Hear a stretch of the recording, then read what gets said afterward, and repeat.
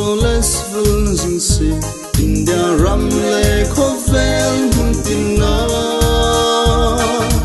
ai ram le nam ta din ra in su si loyang in khang sin sa pui nun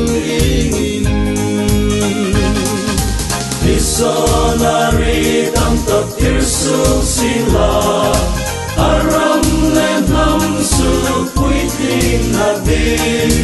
training te in ra in su sila Bible to be treat na varna chu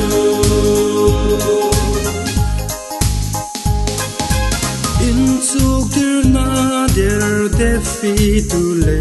Bible to ding mi verle moha lam quy ko mu le in shitir ding ai lung rel thu tak a su var ding Missionary tam tak tirsu sila aram le nam su quy tin na di training te in ra in su sila Bible to be treat na varna chu Santi Mary kum za khel ting kom over sit tui pui ra ramaha lal param su bardu le su moi tu ai ring nun su lam lam tu ni peisi Missionary tam tak tirsu sila aram le nam su pui tin na di training te in ra in su sila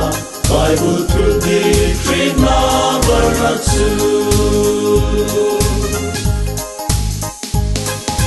Gospel chân chin tra chau hi sung ka ai tharang su kra tu chui tu